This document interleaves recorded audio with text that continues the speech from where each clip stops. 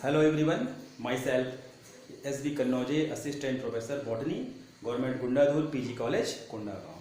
Today my topic is seed habit. तो आज हम सीड हैबिट के बारे में पढ़ेंगे।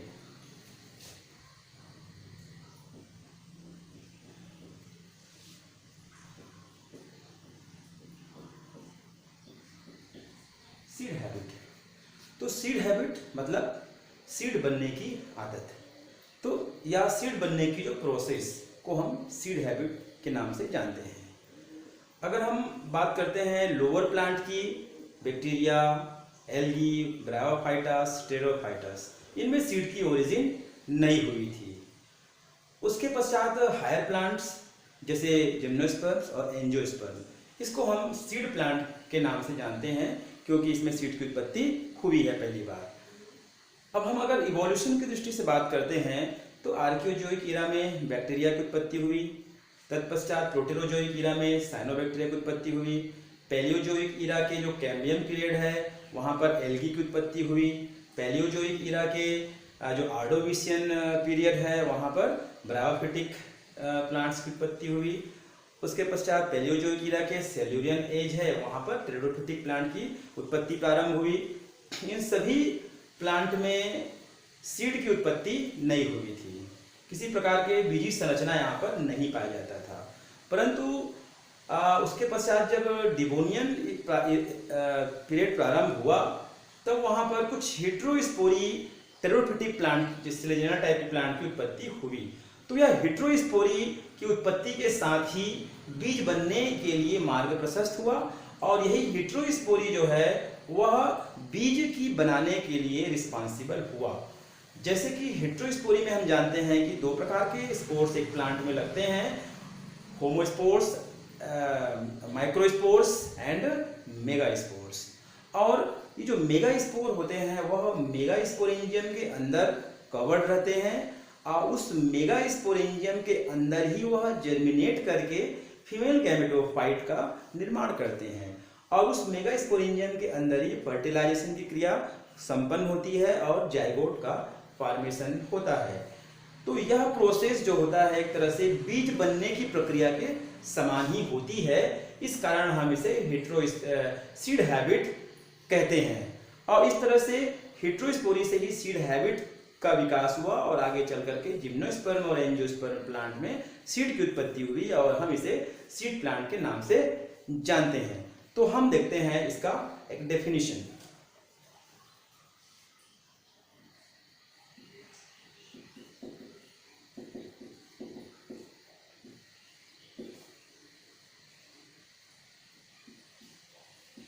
The heterospory, the adoption of heterospory and the retention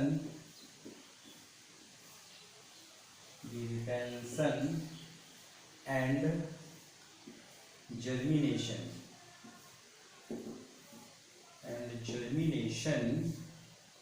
of the single megaspore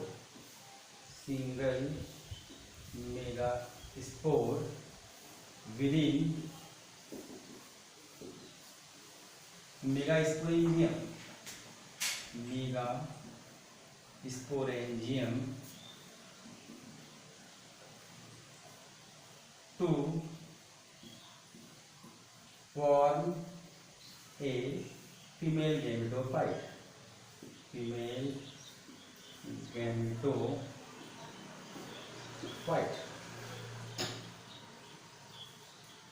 lead to the phenomenon seed habit. Generally, seed habit is character of the spermatophytes. Generally, seed habit is characteristic feature of spermatozoite and it is that ovule which contains development of embryo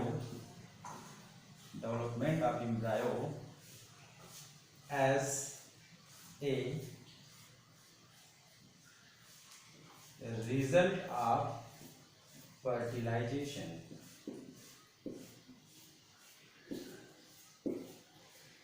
तो इस तरह से हम देखते हैं कि heterospory का जो एडॉप्शन हुआ उससे और मेगास्पोरेंजियम के अंदर में ही मेगास्पोर का जर्मिनेशन करके फीमेल गेमेटोफाइट की बनना, यही जो है लीडिंग करता है या रिस्पॉन्सिबल होता है सीड हैबिट के लिए। जनरली देखा जाता है कि जो सीड हैबिट जो है स्पर्मेटोफिटिक प्लांट में पाया जाता है, खास करके जिम्नोस्पर्म और एंजियोस्पर्म में पाया जाता है। मुख्यतः यह सीड ओव्यूल होता है और ओव्यूल से ही सीड का निर्माण होता है और जो मेगास्पोरेंजियम है उसके अंदर ही एम्ब्रायो का फॉर्मेशन होता है फर्टिलाइजेशन के उपरांत। तो इस तरह से हेटेरोस्पोरी सीड हैबिट के निर्माण के लिए रिस्पॉन्सिबल होता है, इसलिए हेटेरोस्पोरी एक बहुत ही इंपॉर्टेंट फिनोमेना होता है। अब हम देखते हैं structure of ovule and development of seed. Structure of ovule and development of seed। तो हम ओव्यूल की स्ट्रक्चर देखते हैं क्योंकि ओव्यूल ही बीज का निर्माण करता है। तो एक सामान्य से ओव्यूल्स आर्थोट्रोपस टाइप का ओव्यूल्स की हम चर्चा करेंगे।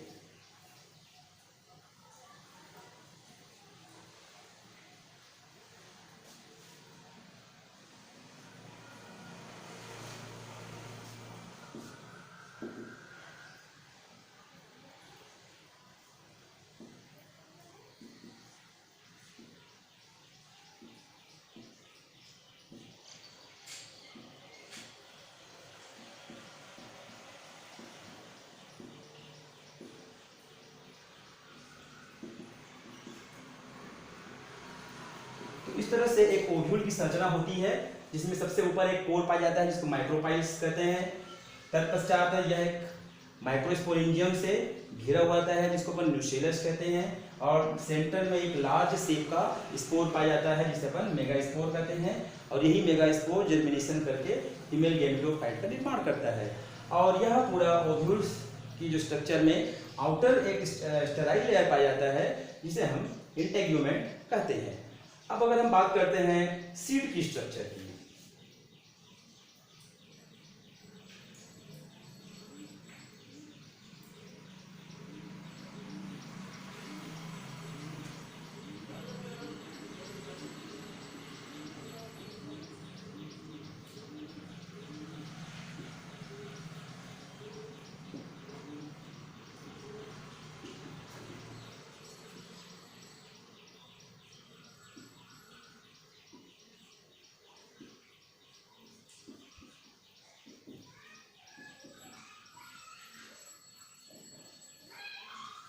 इस तरह से यही ओव्यूल आगे चल करके सीड में परिणत हो जाता है, जिसमें हमने देखा कि मेगास्पोर में फर्टिलाइजेशन की क्रिया होगी और ये एम्ब्रायो का फॉर्मेशन कर लेगा और आगे चल करके ये जो स्टेराइल लेयर इंटेग्यूमेंट है, यह इंटेग्यूमेंट क्या बना लेगा, सीड कोड का फॉर्मेशन कर लेगा।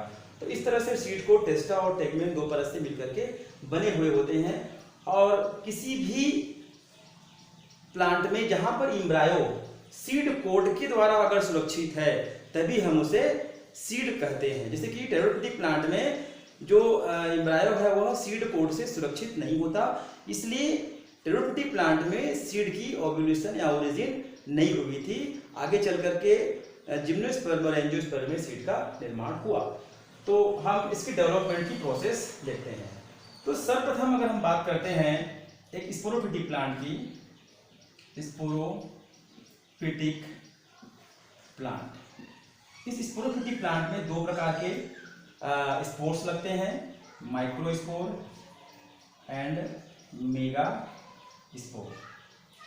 अब माइक्रोस्पोर्स माइक्रोस्पोरेंजियम के अंदर कवर्ड रहते हैं, माइक्रोस्पोरेंजियम, और मेगा स्पोर जो होते हैं वह मेगा स्पोरेंजियम में कवर करते हैं। इससे बनेगा मेल गैमेटोफाइट, और इससे बनता है फीमेल गैमेटोफाइट। अब यहाँ पर देखने को मिलता है कि ये जो मेल गैमेटोफाइट और फीमेल गैमेटोफाइट, यहाँ पर मेल गैमेट बनेंगे, मेल गैमेट, और यहाँ से बनेगा फीमेल गैमेट का यहाँ पर फॉर्मेशन होगा। अब मेल गैमेट और फीमेल गैमेट में फ्यूजन होगा, और फ्यूजन होकर के क्या बनाएगा, जाइगोट का फॉर्मेशन कर लेता है। ठीक है। अब यह जो जाइगोट बनने की क्रिया और फर्टिलाइजेशन की क्रिया ये किसके अंदर संपन्न होती है, इस मेगा स्पोरेंजियम के अंदर ही संपन्न होती है। और आगे चल करके इससे फिर एम्ब्रायो का फॉर्मेशन होगा, और यह फिर एम्ब्रायो क्या करेगा, जर्मिनेशन करेगा, जर्मिनेशन ऑफ एम्ब्रायो, और फिर उसके बाद एक नया स्पोरोफिटिक प्लांट का निर्माण कर लेगा। तो इस तरह से अगर हम हेटेरोस्पोरी प्लांट में भी देखते हैं तो जाइगोट बनता है, एम्ब्रायो का फॉर्मेशन होता है, परंतु यहाँ पर सीड पोड का फॉर्मेशन नहीं होता। इसलिए टेरोफिटिक प्लांट में सीड का निर्माण नहीं होता। परंतु ये जो प्रोसेस होती है, जो मेगास्पोरेंजियम के अंदर सारी घटनाएं घटित होती है, फीमेल गैमेटोफाइट का निर्माण होना, फर्टिलाइजेशन होना, उसी के अंदर एम्ब्रायो सुरक्षित रहना, ये पूरी प्रक्रिया जो है सीड बनने की समान ही होता है, यही सीड हैबिट कहलाता है। क्लियर। अब हम देखते हैं कुछ एडाप्टेशंस ऑफ सीड हैबिट। तो सीड हैबिट बनने के लिए कुछ अनुकूलन होते हैं, जिसके बेस पे ही सीड हैबिट संपन्न होता है।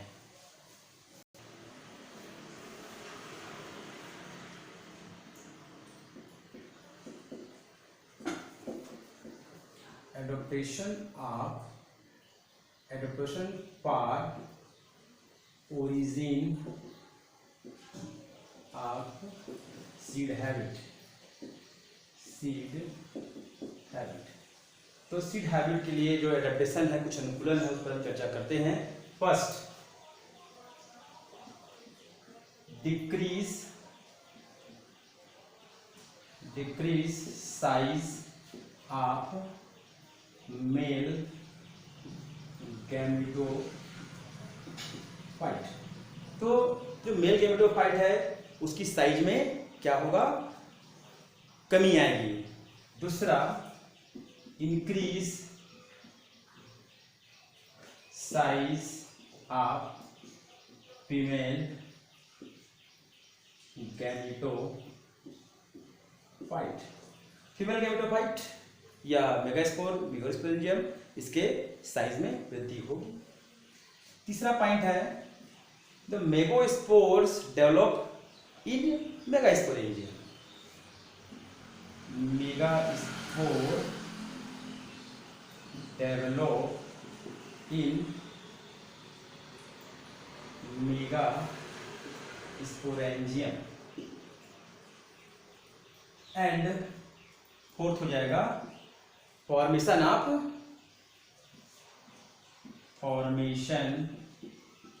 ऑफ फीमेल गैमेटोफाइट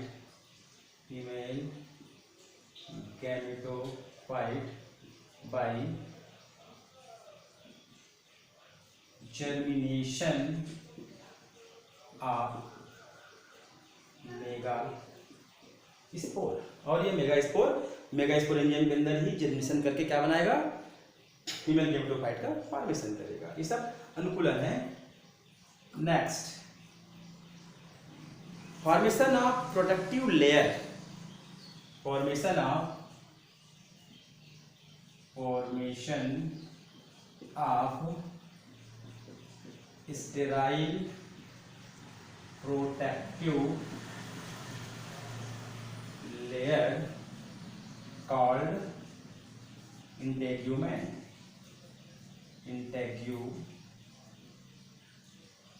इंटेग्यूमेंट तो इसके चारों ओर एक स्टेराइल प्रोटेक्टिव लेयर का निर्माण होता है जो इंटेग्यूमेंट कहलाता है। यही इंटेग्यूमेंट आगे चल करके सीड पोड की निर्माण करता है।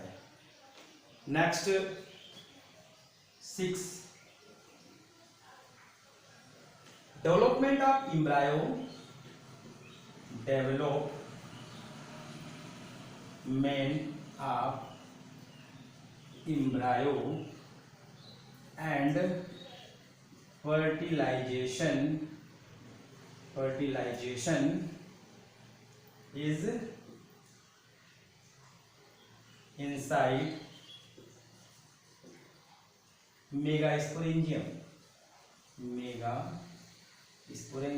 अब हम कह सकते हैं कि एम्ब्रायो का डेवलपमेंट और फर्टिलाइजेशन की क्रिया वह मेगास्पोरेंजियम के अंदर ही संपन्न होती है।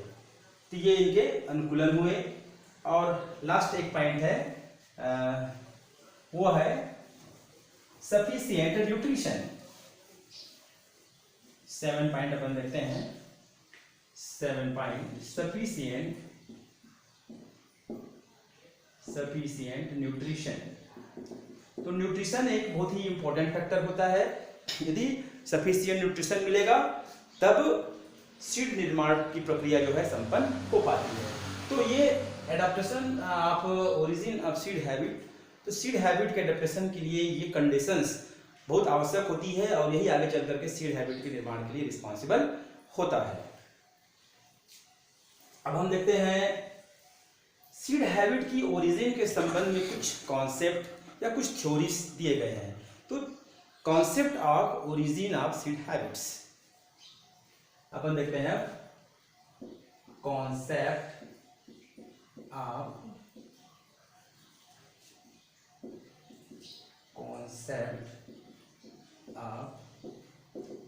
Origin of seed habit. तो टेरेडोस्पर्मिक सीड एक है, वो है लेजिनोस्टोमा लोमेक्सी।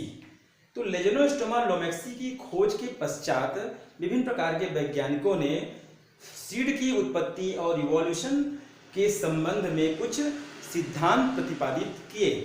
उनमें से पहला सिद्धांत है वह है बेंसन थ्योरी। फर्स्ट है बेंसन थ्योरी और सिनेंजियम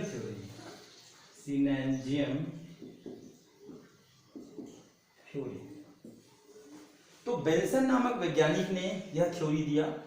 इनके अनुसार पे क्या होता है कि जो लेजिनोस्टोमा लोमेक्सी ये एक तरह से प्रिमिटिव जिम्नोस्पर्मिक प्लांट है जिसको अपन टेरेडोस्पर्मिक प्लांट्स के नाम से जानते हैं। तो यहाँ पर इसका जो बीज होता है वह एक सिनेंजियम की तरह होता है। मतलब इसमें क्या होता है कि एक बड़ा मेगा स्पोर्स एक स्टेराइल रिंग के द्वारा घिरा हुआ रहता है और यही स्टेराइल रिंग क्या कहलाता है, इंटेग्यूमेंट।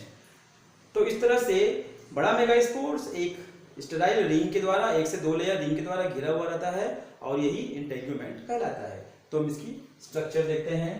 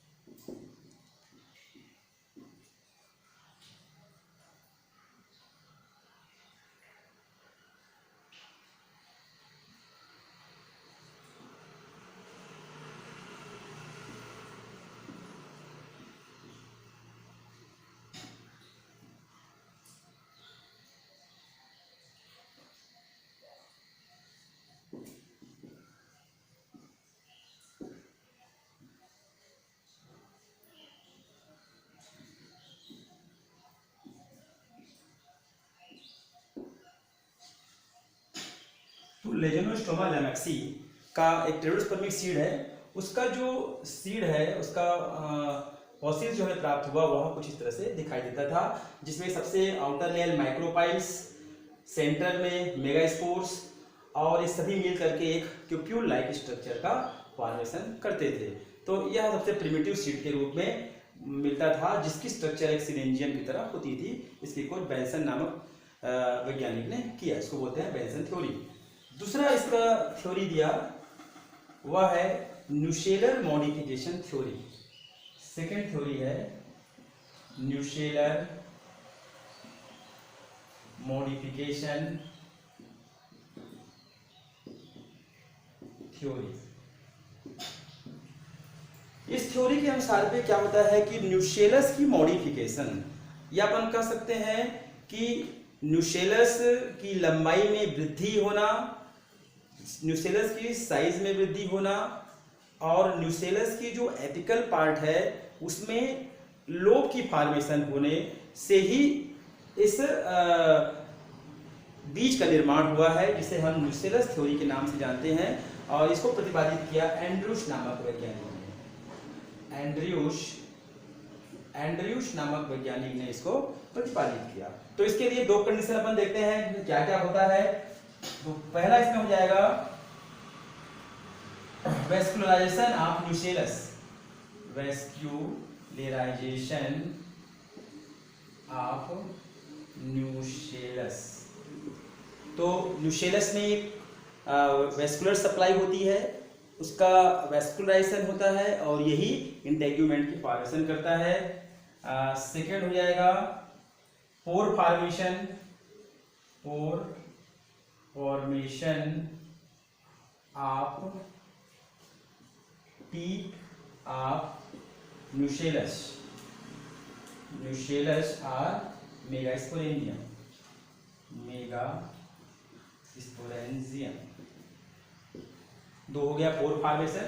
तीसरा हो जाएगा lobe formation of apical part of nucellus. तो तीन बातों को हम ध्यान में रखेंगे कि vascularization of nucellus, pore formation of nucellus की एपिकल पार्ट में, और बाइलोब स्ट्रक्चर का फॉर्मेशन हो जाएगा न्यूशेलस की एपिकल पार्ट में। तो हम इसको डायग्रामेटिक देखते हैं। सर्वप्रथम ये एक मेगास्पोरेंजियम है, उसमें सबसे ऊपरी पार्ट में एक होल का फॉर्मेशन होता है, होल, ये हो गया मेगा स्पोर। ठीक है, अब ये धीरे से क्या होगा, होल जो है बाइलोब्ड होगा और नंबर्स ऑफ मेगास्पोर में कमी आएगी। तो ये नंबर्स ऑफ मेगास्पोर्स क्या हो जाएंगे, बाइलोब का फॉर्मेशन, और नंबर्स ऑफ मेगास्पोर क्या हो जाएंगे, 1 हो जाएंगे। अब इसमें मेगास्पोर्स की संख्या में कमी आ गई। अब यहाँ पर वेस्कुलर सप्लाई प्रारंभ हो जाता है। आगे चल करके इस तरह से ये लोब का फॉर्मेशन हुआ, एक फंक्शनल मेगास्पोर पाया जाएगा, और ये जो वेस्कुलर सप्लाई है ये क्या हो जाएंगे, बाइफर्केट हो जाएंगे, और आगे चल करके यह इंटेग्यूमेंट का फॉर्मेशन कर लेगा। एक लेयर इस तरह से स्ट्रक्चर का फॉर्मेशन होगा और एक लेयर का फॉर्मेशन किया, और सेकेंड इंटेग्यूमेंट का सेकेंड वेस्कुलराइजेशन यहाँ पर हो जाता है। आगे चल करके यह लोब जो है माइक्रोपाइल का फॉर्मेशन कर लेगा, और यह जो वेस्कुलराइजेशन सप्लाई जो है यह एक और इंटेग्यूमेंट लेयर का फॉर्मेशन कर लेगा।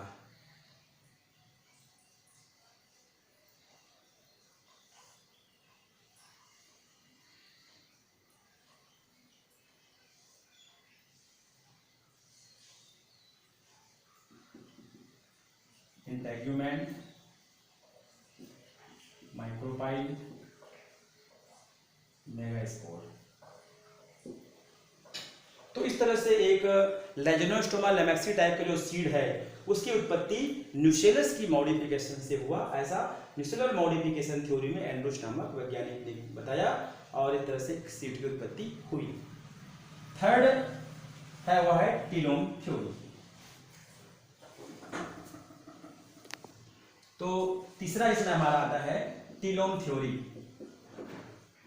टीलोम थ्योरी, तो टीलोम थ्योरी से तात्पर्य है कि जो टेरोस्पर्मिक सीड है उसकी उत्पत्ति कुछ हेडेसिया एंड स्टारोप्टेरिस जैसे जो फर्न है या टेरोफिटिक प्लांट है उनके स्पोरेंजियम से हुई है। मतलब उनके जो स्पोरेंजियम है वह उसके फर्टाइल या नॉन फर्टाइल ब्रांच के द्वारा घिर जाने से ये जो टेरोस्पर्मिक टाइप की सीड की उत्पत्ति हुई है। और इस फर्टाइल या नॉन फर्टाइल्स जो ब्रांच होते हैं इसी को हम कहते हैं टीलोम। ऐसे ब्रांच जहां पर स्पोरेंजियम लगे हुए होते हैं वह फर्टाइल टीलोम कहलाती है, और जहां पर स्पोरेंजियम नहीं होते हैं उसको हम स्टेराइल टीलोम कहते हैं। और इन्हीं टीलोम से यह स्पोरेंजियम घिर जाती है और यह इसके घिर जाने से ही आगे चल करके वह टीलोम इंटेग्यूमेंट का फॉर्मेशन कर लेता है और इस तरह से नए सीड का निर्माण होता है। इसमें कुछ कंडीशन पर बात करते हैं। पहला, डिक्रीज नंबर ऑफ स्पोरेंजिया। अब क्या होगा, नंबर्स ऑफ स्पोरेंजिया क्या होंगे, डिक्रीज होंगे। स्पोरेंजिया अगर संख्या में 10 है तो वो कम हो जाएंगे, पहला। सेकेंड पार्ट होगा इनलार्जमेंट ऑफ मेगास्पोरेंजियम। अब क्या होगा कि मेगास्पोरेंजियम की जो साइज है उसमें वृद्धि होगी, लंबाई में भी वृद्धि होगी, लेंथ एंड दोनों में साइज में उसकी वृद्धि होगी। थर्ड पॉइंट क्या हो जाएगा, डिक्रीज फर्टाइल ब्रांच या टीलोम। डिक्रीज फर्टाइल टीलोम की संख्या में कमी आएगी एंड इंक्रीज स्टेराइल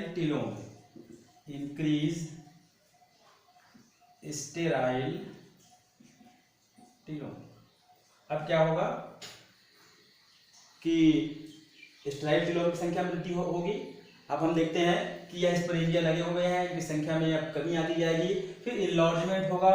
अब क्या होगा, यह स्पोरेंजिया अपने साइज में वृद्धि करेगा। वृद्धि करने के बाद एक टाइम ऐसा आएगा कि इसकी साइज जो है लंबाई और चौड़ाई में अन्य पार्ट्स ऑफ स्पोरेंजिया से बड़ा हो जाएगा और स्टेराइल टीलोम की संख्या में वृद्धि होती जाएगी। अब यह स्टेराइल टीलोम क्या होगा, एक टाइम आता है तो पूरे उस स्पोरेंजिया को चारों ओर से कवर कर लेता है। अब ये जो कवर किया हुआ स्टेराइल टीलोम है इस तरह से हम देखते हैं कि सीड लाइक स्ट्रक्चर का फॉर्मेशन कर लेता है। अब इस तरह से यह टीलोम है वह स्पोरेंजिया को कवर कर लेता है और इंटेग्यूमेंट का निर्माण कर लेता है और इस तरह से एक टेरोस्पर्मिक प्रारंभिक जिम्नोस्पर्मिक सीड का फॉर्मेशन हो जाता है। चौथा एक और थ्योरी है, वह है केम्प का थ्योरी या हबर्ट का थ्योरी। तो इन्होंने क्या बताया कि जो बीज का जो निर्माण हुआ है, सीड हैबिट का जो निर्माण हुआ है वह डाइकोटोमोसली ब्रांच से हुआ है। डाइकोटोमोसली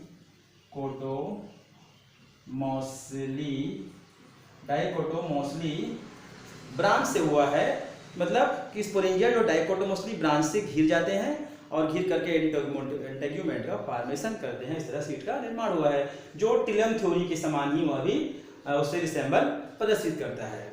तो इस तरह से सीड हैबिट की कॉन्सेप्ट क्लियर होता है। Thank you. इस तरह से हमारा ये सीड हैबिट का जो चैप्टर है वो समाप्त होता है। Thank you very much.